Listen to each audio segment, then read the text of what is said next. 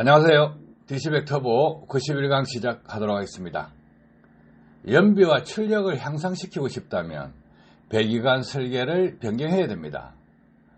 완성차 업계 기술력을 확인해보기 위해서 현장에서 여러 차종들을 확인해봤습니다.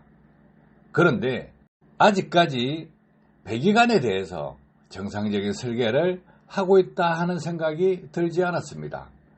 그냥 끼워 맞추기, 연결하기, 이 정도만 생각하고 이렇게 소중한 부분을 놓치고 있다 하는 것을 알게 된 것이죠. DPF 위치 중요하죠.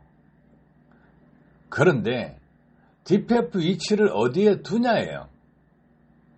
이 배기관 상당히 중요합니다. 왜 상당히 중요하냐? 소음기, DPF 이런 부분이 어느 위치에 있느냐예요. 자, 어느 위치에 있느냐에 따라서 엔진 출력이 좌우됩니다. 효율도 좌우됩니다. 그래서 두 가지만 설명을 드리겠습니다. 자, 왼쪽 사진을 보시면 엔진에서 DPF까지 연결되는 배관 그렇게 길지 않습니다. 그런데 보온재가 어디 있나요? 이거예요. 보온재가 없죠.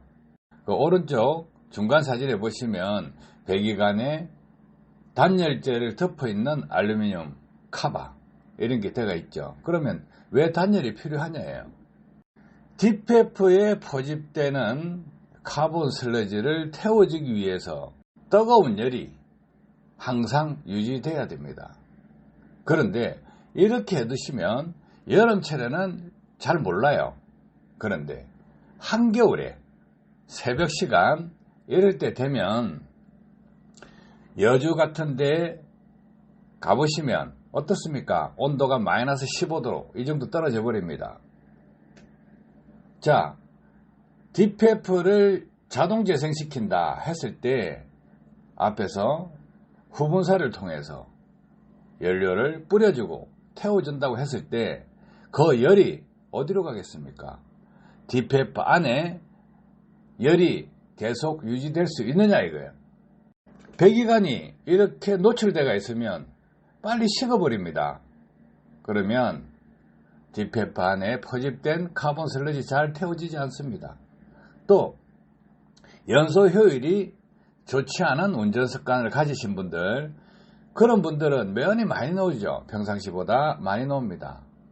그러면 운행 중에 실질적으로 DPF 재생 하지 않는 상태, 그 상태에서도 고열이 DPF에 갈 수 있도록 하면 카본 포집량이 줄어듭니다. 그래서 이 부분에서 무엇이 잘못됐느냐 보면 엔진에서 DPF 위치까지 짧은 위치가 되어 있습니다. 일반적인 차량 같이 짧습니다. 그런데 문제는 여기서 봐야 될 것이 터보를 거쳐서 나오는 배기, 그것이 한번 굴절을 겪어서 DPF로 들어가는데 단열재가 없다 이거예요. 보온재가 없다 이거예요. 그러면 배기관이 이렇게 기역자로 꺾여가 있습니다. 그러면 관 손실 수도가 발생합니다. 압이 정상적으로 쭉 빠져주지가 않는다는 거예요. 그래서 자, 이렇게 됐을 때 어떤 문제가 생기느냐? 엔진에서 배기가스를 배출할 때 저항이 걸려버립니다. 그리고 DPF에서 역류가 생겼을 때 중간에서 움직이게 됩니다. 맥동이 생긴다는 거죠. 그러면 직관으로 아니면 최소한 S라인 정도로 이렇게 설계를 해야 된다. 자, 어쩔 수 없이 이렇게 만들었다 하면 값지게 만들면 안 됩니다. 물 흐르듯이 공기가 흘러갈 수 있게끔 만들어줘야 된다. 또 DPF가 부착되어 있기 때문에 보온재는 반드시 감아줘야 된다 이거예요. 자, 그러면 오른쪽 사진을 한번 보겠습니다. 엔진에서 배기가스가 나올 때 DPF 위치하고 거리를 한번 재보십시오. 얼마나 머냐 이거예요. 오른쪽 밑에 사진 보시면 터보에서 자바를 통과해서 배기관을 통해서 밑으로 내려와서 DPF는 반대쪽에 있습니다. 터보는 조수석 쪽에 있고 DPF는 운전석 쪽에 있습니다. 이 길이 얼마나 될까요? 3m는 넘을 것 같아요.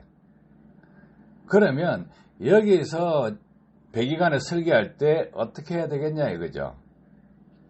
엔진에서 내려오면 배기가스가 쭉 나오겠죠. 그럼 이 긴 배기관 안에서 움직이게 되는데 한 방향으로만 생각하면 그냥 꿀떡이 길든 짧든 무슨 상관이 있겠습니까? 그런데 환경 공해 때문에 DPF가 있죠. 또 소음 공해 때문에 소음기가 있죠. 그러면 엔진에서 밀어내는 충격 팍팍팍 하겠죠. 그러면 그 반동이 메아리 치듯이 DPF 앞에서 DPF에 부딪혀 나오는 배기가스가 또 팍팍팍 합니다. 그러면 이렇게 긴 배관안에서 밖으로 나오는 것과 밖으로 나가지 못하게 하는 것, 이것이 이 배기관 안에서 충돌이 생기고 있다 이거예요. 그럼 맥동이 생기는 거죠. 공회전 상태, 이때는 잘 못 느낍니다. 그런데 중량을 실는고 긴 오르막길을 탄다거나 했을 때는 연료 분사량이 많습니다. 그러면 이 충격이 더 커진다는 거죠. 충돌이 커지면 배합이 걸려버립니다. 그럼 차가 잘 안 나가요. 차가 잘 안 나가면 어떻게 되느냐? 연비가 떨어져요. 출력도 떨어져. 이렇게 긴 배관에 보온재를 감아두었다 하더라도 열 손실이 생길 수밖에 없습니다. 그러면 DPF 골병 듭니다. 잘 안 타는다는 거죠. 또 잘 막힌다는 겁니다. 자동차 엔진을 설계한다, 배기관을 설계한다 하면 이렇게 생각해 보세요. 관이 길다. 그러면 DPF를 재생시키기 위해서 카본 슬러지가 포집된 것을 태운다. 후분사로 태운다만 생각하고 있습니다. 그런데요. 주행 중에 배기관을 통해서 나오는 배기가스 온도 상당히 높습니다. 쭉 밟고 갈 때도 있지 않습니까? 그러면 연소로 인해서 나오는 배기가스 온도 상당히 높죠. 얼마나 높은지 생각해 보셨나요? 화물차 하시는 분들 잘 모를 것입니다. 그런데요. 엔진을 내려놓고 실험을 한번 해보면 기가 찹니다. 저는 과거에 그런 현상들 확인을 다 했습니다. 근 43년 전에 실험을 했어요. 내가 실험을 하고 싶어서 한 것이 아니고 그런 환경에 있었기 때문에 실험을 했다. 자, 어떻게 실험하느냐? 양수기를 사용해서 양수기에서 나오는 물을 엔진으로 넣어서 냉각을 시키는 방식. 바닷물입니다. 엔진 냉각을 바닷물로 시킨다 이거예요. 그러면 후황도 필요 없죠. 그죠? 라지에이터도 필요 없습니다. 선박용 엔진 라지에이터 없습니다. 그래서 바로 물로 냉각을 시킵니다. 자, 그런데 기관실 안에 엔진이 들어가 있습니다. 그러면 엔진을 풀가동한다. 계속 일정 RPM 이상으로 고속으로 돌린다 하면 배기 머플러가 어떻게 되느냐? 벌겋게 달아오릅니다. 그만큼 열이 많이 나온다요. 주철관이 녹을 듯한 그런 느낌까지 나옵니다. 불꽃이 튑니다. 주철관 밖에서요. 그만큼 열이 많이 나온다. 후분사도 없는 조건이지 않습니까? 그러면 주행 중에도 고열이 나온다. 그러면 고열이 나오기 때문에 관을 짧게 설계하고 보온재를 충분하게 보온시켜주면 평상시 주행 중에서도 DPF 안에 포집되는 카본 슬러지를 태울 수 있다. 이렇게 됩니다. 아셨죠? 자, 그래서 이 두 가지 엔진 배기관을 보시면 하나는 일반 차량과 비슷하게 짧은 관이지만은 굴곡이 있다. 그래서 배합이 걸리게 돼 있다. 이거예요. 또 하나는 배관이 너무 길어요. 보온재를 감아놨죠. 그래도 문제가 있다요. 너무 길다. 그러면 배기관 안에서 배기가스가 왔다 갔다 합니다. 엔진에서 밀어내고 DPF에 부딪혀가지고 다시 엔진으로 밀고 이렇게 했을 때 문제가 생긴다 이에요. 터보 회전수가 줄어들어 버립니다. 고속주행에서요. 터보 회전수가 줄기 때문에 공연비가 안 좋아집니다. 답답한 일이죠. 그래서 이런 부분을 설계하실 때는 관이 직관으로 꺾이는 방법은 피해야 되고 길이를 최단거리로 해야 됩니다. 자, 이왕 차를 샀으니까 개선하는 방법이 몇 개느냐. DPF를 터보 쪽으로 옮긴다. 그런데 차주분들이 옮기려면 옮길 방법이 있습니까? 자동차 메이커에서 못했다고 해서 내가 DPF를 떼서 반대쪽으로 옮기고 그 반대쪽에 있는 연료 탱크를 다시 좌측으로 옮기고 이렇게 할 수 있냐 이거죠. 그리고 이렇게 관이 길면 관 손실 수도를 줄이기 위해서 배기관 굵기를 키워야 됩니다. 배기관 싹 다 고쳐내야 된다는 거죠. 힘들죠. 왼쪽 사진과 같이 배기관이 짧다. 90도로 꺾여가 있다. 그러면 S라인으로 만들어야 된다. 참 답답한 일이죠.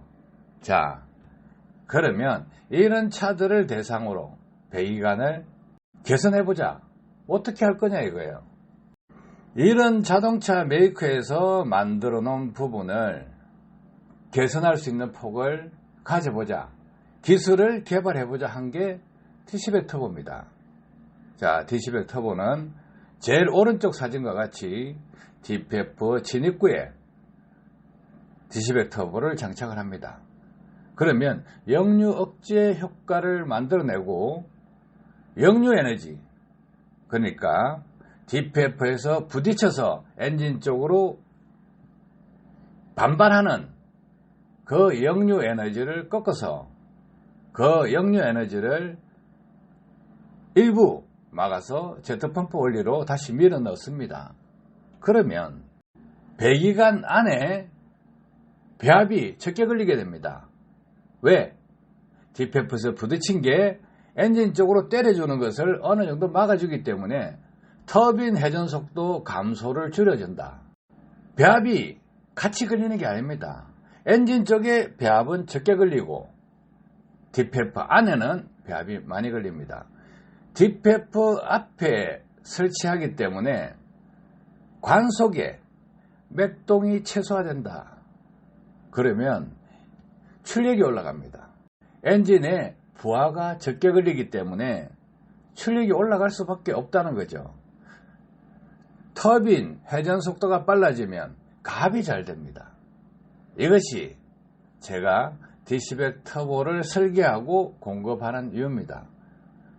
연료 한 방울도 나오지 않는 대한민국에서 수입에 의존해야 됩니다. 전 세계적으로 에너지 전쟁입니다. 온실가스 하는 거 그거 그렇게 중요하지 않습니다. 에너지 낭비를 없애야 된다 이거예요. 자, 내연기관에 허점들 많습니다. 아무 생각 없이 엔진을 만들고 자동차를 만들고 하는 것 아니겠지만은 이렇게 사소한 것 같은데 엄청난 개선력을 가져올 수 있는 부분이 많다는 거죠. 그래서 배기에 DC백 터보를 장착하면 배합을 감소시킵니다. 자, 연소 효율이 높으면 어떻습니까? 배기 온도를 높입니다. 배기 온도를 높이게 되면 카본 슬러지 응착 적게 됩니다. 포집이 적게 된다는 거예요. 그러면 연소실 안에도 카본 슬러지가 응착되는 것이 적습니다. 또 오버랩 타이밍에 흡기 쪽으로 가는 카본 슬러지도 줄어듭니다. 이렇게 엔진을 전체적으로 그려놓고 생각을 해보시라는 거예요. 이 부분은 배기만 설명드리겠습니다. 그러면 디시백 터보를 흡기에 적용하면 어떻게 되느냐 이거예요. 그 부분은 다음 시간에 또 알려드리도록 하겠습니다. 도움 되셨길 바랍니다. 감사합니다.